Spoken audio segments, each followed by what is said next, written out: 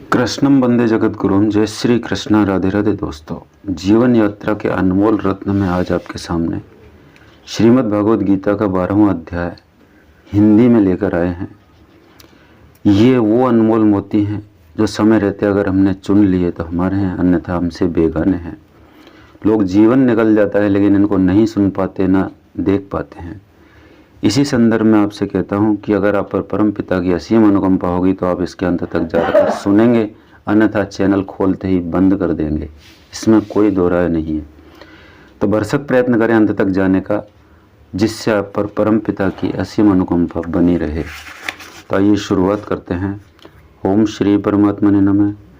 भगवान के वचनों को सुनकर अर्जुन बोले, हे मनमोहन, जो अनन्य प्रेमी भक्तजन इस पूर्वोक्त प्रकार से निरंतर आपके भजन ध्यान में लगे हुए आप सगुण रूप परमेश्वर की अति श्रेष्ठ भाव से उपासते हैं, और जो अविनाशी सच्चिदानंद घन निराकार को ही उपासते हैं, उन दोनों प्रकार के भक्तों में अति उत्तम योगवेत्ता कौन है?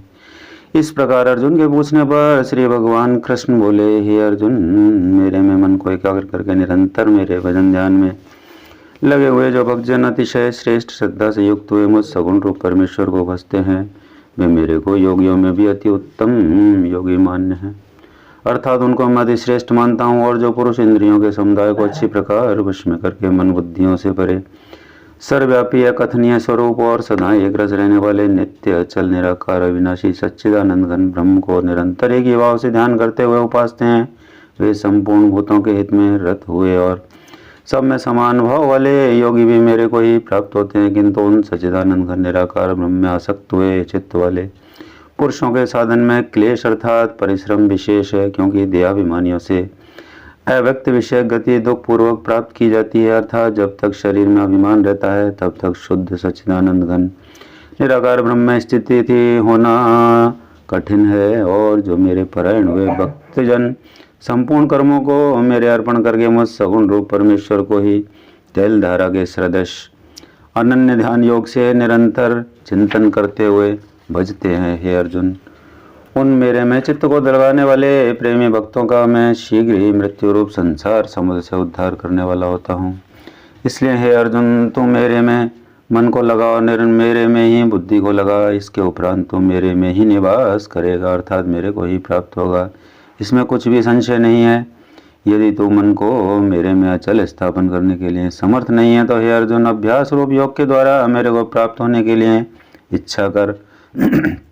यदि तू ऊपर कहे हुए अभ्यास से भी असमर्थ है तो केवल मेरे लिए कर्म करने के ही परायण हो। इस प्रकार मेरे अर्थ कर्मों को करता हुआ भी मेरी प्राप्ति रूप सिद्धि को ही प्राप्त होगा। और यदि इसको भी करने में असमर्थ है तो जीते हुए मन वाला और मेरी प्राप्ति रूप योग के शरण में हुआ सब कर्मों के फल का मेरे लिए त्याग कर, क्योंकि मर्म को न जानकर किए हुए अभ्यास से परोक्ष ज्ञान श्रेष्ठ है, और परोक्ष ज्ञान से मुझ परमेश्वर के स्वरूप का ध्यान श्रेष्ठ है, और ध्यान से भी सब कर्मों के फल का मेरे लिए त्याग करना श्रेष्ठ है, और त्याग से तत्काल ही परम शांति होती है। इस प्रकार शांति को प्राप्त हुआ जो पुरुष सब भूतों में द्वेष भाव से रहित एवं स्वार्थ रहित, सबका प्रेमी और हेतु रहित दयालु है, तथा ममता से रहित और अहंकार से रहित, सुख दुखों की प्राप्ति में सम और क्षमावान है, अर्थात अपराध करने वालों को भी अभय देने वाला है, तथा जो ध्यान योग में युक्त हुआ निरंतर लाभवानियों में संतुष्ट है, तथा मन और इंद्रियों से शरीर को वश में किए हुए मेरे दृढ़ निश्चय वाला है,